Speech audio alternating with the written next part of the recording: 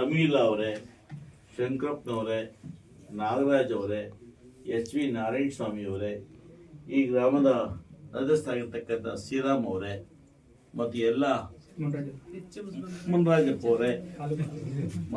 ಅವರೇ, ಈ ಒಂದು ಉದುಕಲಾ ಶಾಲೆಯ ಎಲ್ಲ ಮುಖ್ಯೋಪಾಧ್ಯಾಯರೇ, ಉಪಾಧ್ಯಾಯರುಗಳೇ ಮತ್ತು ಗ್ರಾಮದ ಹಿರಿಯರೇ, ವಿಶೇಷವಾಗಿ ನನ್ನ ಪ್ರೀತಿಯ ಮಾತುಗಳು.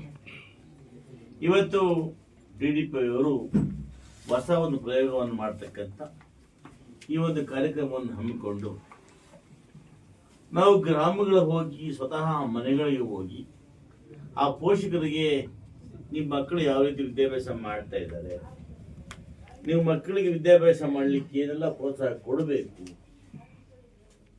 ಅವರು ಸರ್ಕಾರಿ ಶಾಲೆ ಬರ್ತಕ್ಕಂಥ ಎಲ್ಲ ಸೌಲಭ್ಯಗಳನ್ನು ಬಳಸ್ಕೊಂಡು ಉತ್ತಮ ವಿದ್ಯಾಭ್ಯಾಸ ಮಾಡಿದ್ರೆ ಅವ್ರ ಜೀವನದಲ್ಲಿ ಮುಂದೆ ಹೇಗಿರ್ತಾರೆ ಇವೆಲ್ಲವನ್ನು ಕೂಡ ಮನವರಿಕೆ ಮಾಡಲಿಕ್ಕೆ, ಜೊತೆಗೆ ಹೆಚ್ಚು ಹೆಚ್ಚು ಮಕ್ಕಳನ್ನ ಸರ್ಕಾರಿ ಶಾಲೆಗಳಿಗೆ ಸೇರಿಸ್ಕೊಳ್ಳಿ.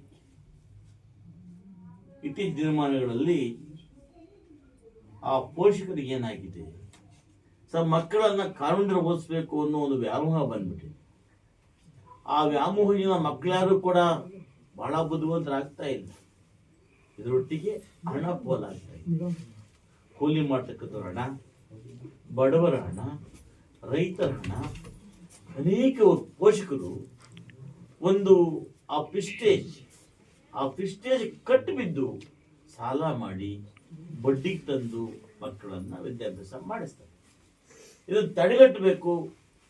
ಗ್ರಾಮದಲ್ಲಿರ್ತಕ್ಕಂಥ ಮಕ್ಕಳಿಗೆ, ಅವರ ತಂದೆ ತಾಯಿಂದರಿಗೆ, ಪೋಷಕರಿಗೆ ಈ ಸರ್ಕಾರ ಏನೆಲ್ಲ ಸೌಲಭ್ಯ ಮಾಡ್ತಾ ಇದೆ ನಿಮ್ಮ ಮಕ್ಕಳನ್ನ ಅಂತ ತಿಳುವಳಿಕೆ ಮಾಡಿಕೊಟ್ಟು ಆ ಎಲ್ಲ ಮಕ್ಕಳನ್ನ ಕೂಡ ಸರ್ಕಾರಿ ಶಾಲೆ ಕಡೆ ಆಕರ್ಷಣೆ ಮಾಡಬೇಕು.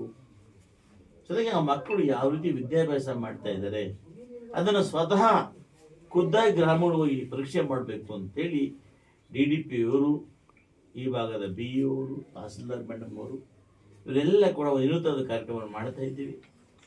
ಇವತ್ತು ಇದು ಪ್ರಾಯೋಗಿಕವಾಗಿ ಮಾಡ್ತಾ ಇದ್ದೀವಿ. ಇನ್ನು ಮುಂದೆ ನಾವೆಲ್ಲ ಒಟ್ಟೊಟ್ಟಿಗೆ ಬರೋದಿಲ್ಲ. ನಾವೆಲ್ಲ ಕೂಡ ಒಂದೊಂದು ದಿವಸ ಒಂದೊಂದು ಭಾಗಕ್ಕೆ ಹೋಗಿ ಸಡನ್ ಆಗಿ ಆ ಮನೆಗಳಿಗೆ ಗುರ್ತು ಮಾಡಿರ್ತೀವಿ. ಆ ಮನೆಗಳಿಗೆ ಹೋಗಿ ಆ ಮಕ್ಕಳು ಏನು ಮಾಡ್ತಾ ಇದ್ದಾರೆ, TV ನೋಡ್ತಾ ಇದ್ದಾರಾ, ಮೊಬೈಲ್ ಆಟ ಆಡ್ತಾ ಇದ್ದಾರಾ, ಗೇಮ್ ಮಾಡ್ತಾ ಇದ್ದಾರಾ, ವಿದ್ಯಾಭ್ಯಾಸ ಮಾಡ್ತಾ ಇದ್ದಾರಾ, ಹರಟೆ ಹೊಡಿತಾ ಇದ್ದಾರಾ, ಇವೆಲ್ಲವನ್ನು ಚೆಕ್ ಮಾಡಿ ಆ ಮಕ್ಕಳಿಗೆ ವಿದ್ಯಾಭ್ಯಾಸದ ಕಡೆ ಹೆಚ್ಚಿನ ಆಸಕ್ತಿ ಹೊಂದೋ ರೀತಿಯಲ್ಲಿ ಮಾಡಬೇಕು ಅಂತೇಳಿ ವಿನೂತನವಾಗಿ ಪ್ರಯೋಗ ಮಾಡಲಿಕ್ಕೆ ನಾವು ಹೊರಟಿದ್ದೇವೆ. ಇದಕ್ಕೆ ಗ್ರಾಮಸ್ಥರು, ಈ ಒಂದು ಉದುಕಲಾ ಶಾಲೆಯ ಎಲ್ಲ ಮುಖ್ಯೋಪಾಧ್ಯಾಯರಾಗಿ ಎಲ್ಲ ಉಪಾಧ್ಯಾಯರು, ಗ್ರಾಮಸ್ಥರು, DDP ಮೇಡಮ್ ಅವರು, BE ಅವರು, ಎಲ್ಲ ತಹಸೀಲ್ದಾರ್ ಎಲ್ಲ ಸಹಕಾರ ಕೊಟ್ಟಿದ್ದೀರಿ. ಎಲ್ಲರೂ ಕೂಡ ನಿಮ್ಮ ಭವಿಷ್ಯ ಉಜ್ವಲ ಆಗಲಿ, ಚೆನ್ನಾಗಿ ವಿದ್ಯಾಭ್ಯಾಸ ಮಾಡಿ.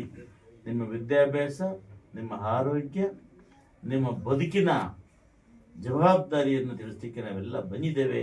ನಿಮ್ಗೆಲ್ಲರೂ ಒಳ್ಳೆಯದಾಗಲಿ.